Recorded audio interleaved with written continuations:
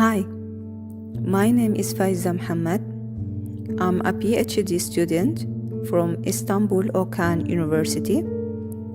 I'm studying architecture engineer. First, I would like to thank Professor Samih for his support and guidance.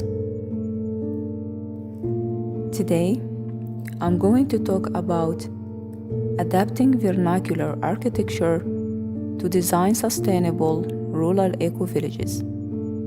So, let's get started. From the mud brick majesty of Egypt to the timber havens of China, vernacular architecture whispers secrets of a sustainable past. These aren't just houses, they are living testaments to a profound understanding of climate, resources, and the delicate balance between humanity and nature. So, what we need to know are: why is sustainable living important, and what role does vernacular architecture play in it?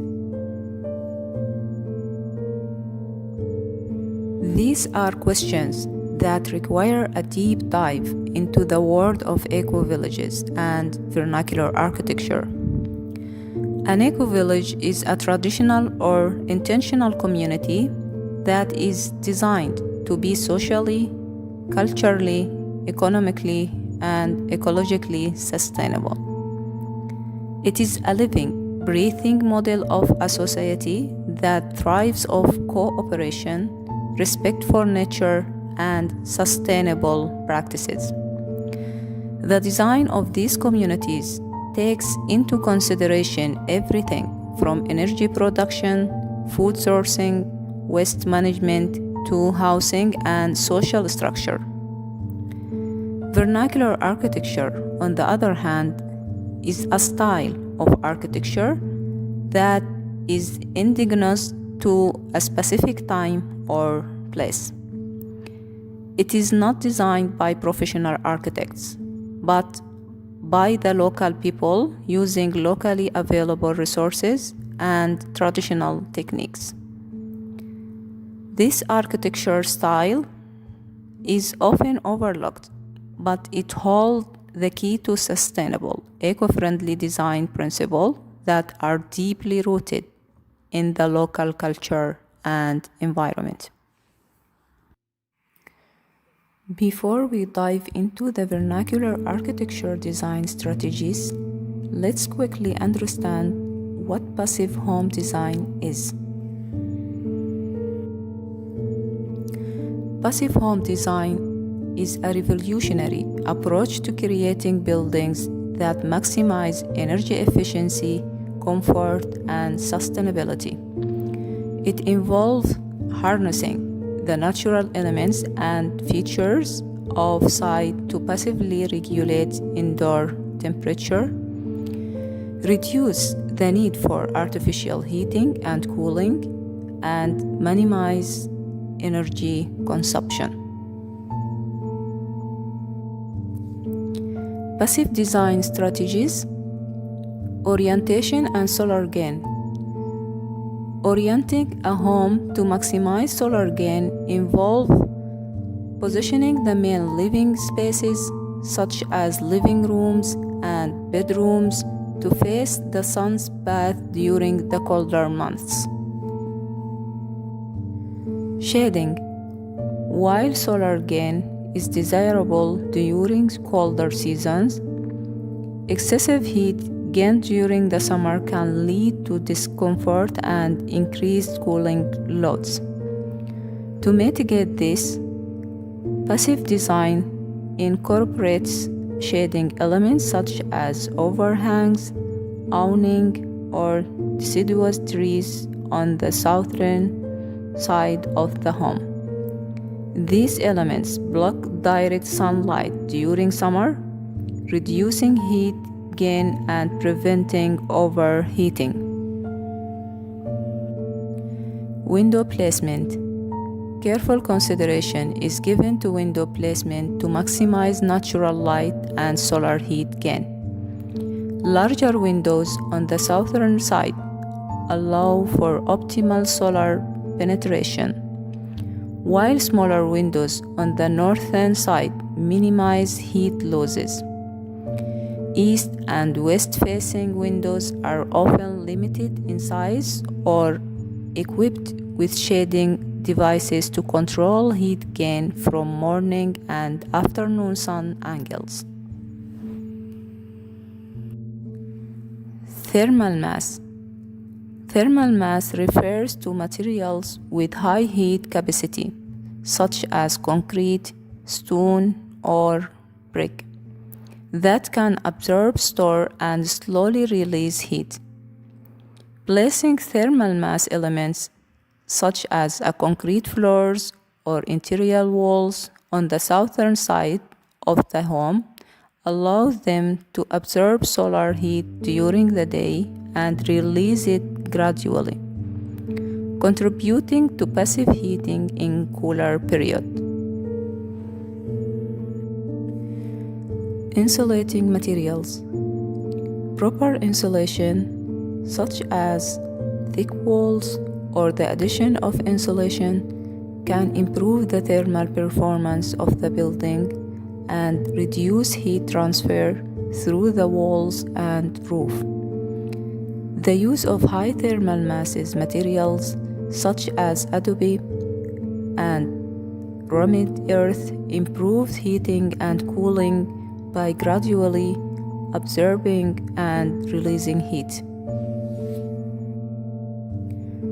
Natural ventilation.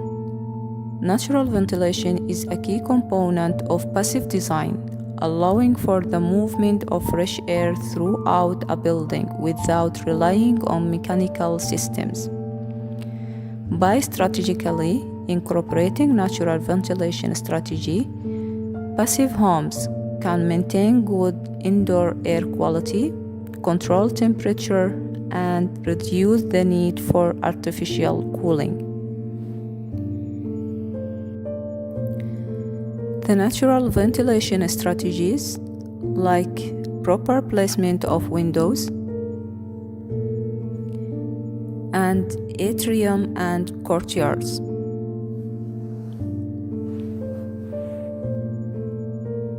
efficient lighting design, proper placement of windows and skylights will reduce the need for artificial lighting and its associated energy consumption.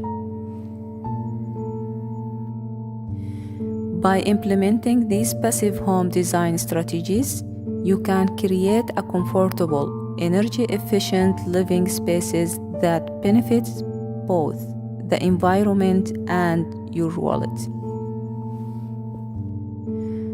Prominent philosophers of vernacular architecture like Hassan Fathi, Lawrence Baker, and Charles Correa have long recognized the value of these traditional design principles.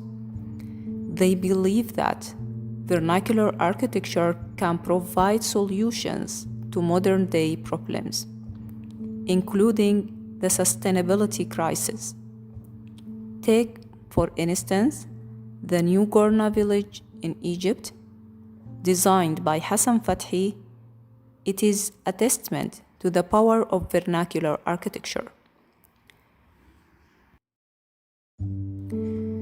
Built using traditional mud brick construction techniques, the village is a model of sustainable design that is in harmony with the environment.